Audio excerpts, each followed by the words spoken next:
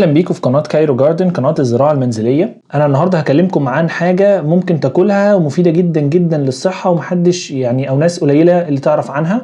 لو انت اول مره تتفرج على فيديوهات كايرو جاردن بتعمل فيديوهات عن الزراعه في المنزل والعنايه بالنباتات. لو حابب الزراعه او بتحب الزراعه اشترك في القناه علشان يوصلك كل فيديوهاتنا الجديده. بالنسبه دي حاجه اسمها مايكرو جرينز، منتشره جدا بره مصر دلوقتي. من الموضات اللي موجوده جدا، مش موضه يعني بمعنى ان هي حاجه وحشه، بس من الحاجات اللي اكتشفوها واكتشفوا ان هي مفيده جدا جدا جدا للصحه هي المايكرو جرينز او الزرع اللي لسه طالع. يعني مرحله ديت في الزرع اللي هي مرحله اول ما البذره بتطلع ورقتين. النهارده هعمل معاكم حاجه بنفس الطريقه وهي عباد الشمس. عباد الشمس اللي انت بتشتريه زي اللب ده، النهارده هنزرع البذور بتاعته عن طريق فكره المايكرو جرينز. بذور عباد الشمس للناس اللي ما تعرفش فيها قيمه غذائيه عاليه جدا. اقروا كميه الفوائد اللي بتبقى موجوده في بذور عباد الشمس. طبعا ناس كتير بتاكلها زي اللب، مفيده طبعا، بس النبات الحي اللي هو لسه طالع من البذره بيبقى فيه فوائد اكتر بكتير من البذره نفسها. زائد ان البذره بتبقى اللي بتجيبها من عند المحل بتبقى فيها ملح، والملح ده طبعا مضر للجسم بالكميات الكبيره اللي بتبقى موجوده في المقله او في المكان اللي بتجيب منه اللب. وده على فكره مثال، مش الحاجه الوحيده اللي تقدر تعملها مايكرو جرينز، بس انت ممكن تعمل مايكرو جرينز من حاجات تانية كتير زي الخس، البنجر، حاجات كتيره جدا. بذور عباد الشمس دي في الاصل هي لب، فممكن تجيبها من اي مقله اللي بيبيع اللب، بس تجيبها نيه. هتاخد كميه كبيره جدا. هتجيب البذور هتنقعها في ميه لمده يوم، 9 ساعات مثلا او 8 ساعات على الاقل. انا عملت كده. بعد ما بتنقعها في ميه بيبقى بالشكل ده. قدامك حل من اتنين، يا اما تاخد البذور وهي مبلوله كده وتحطها تقفل عليها وتحطها في مكان ضلمه وتسيبها لمده يوم او يومين.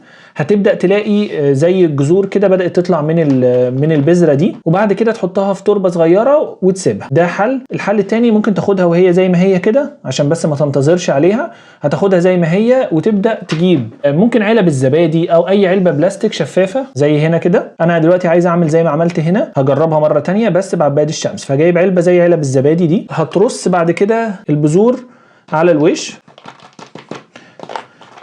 ممكن تستنى لما الجذور تطلع وممكن تحطها على طول من غير ما تستنى. مش لازم تكومهم، يعني خليهم بس مفرودين زي ما انا عامل كده، يبقى كل بذرة لامسة الارض.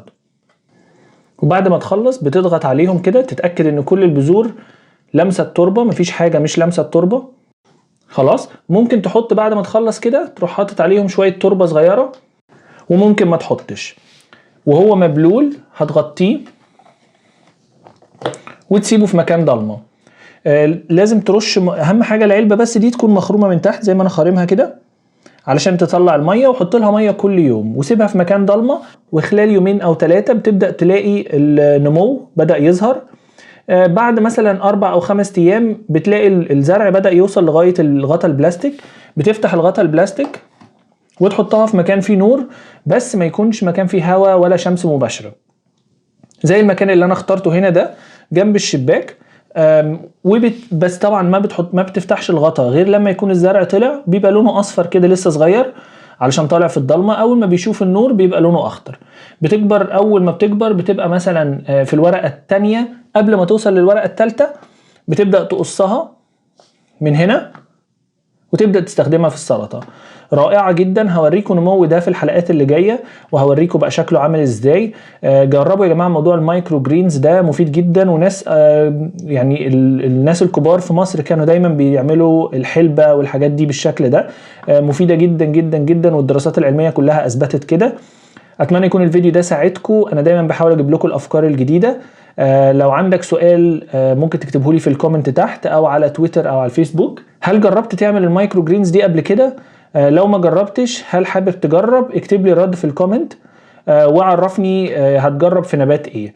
زي ما قلت لكم احسن نباتات ممكن تعمل فيها الموضوع ده هي عباد الشمس وكل العيله بتاعه الكرومب، يعني الكرومب، الكرنبيط، البروكلي، ممكن برضو البنجر تعمله، ممكن الرادش اللي هو الفجر الاحمر. اتمنى يكون الفيديو ده ساعدكم. جربوا يا جماعه المايكرو جرينز. اشوفكم في الحلقه الجايه من كايرو جاردن. مع السلامه.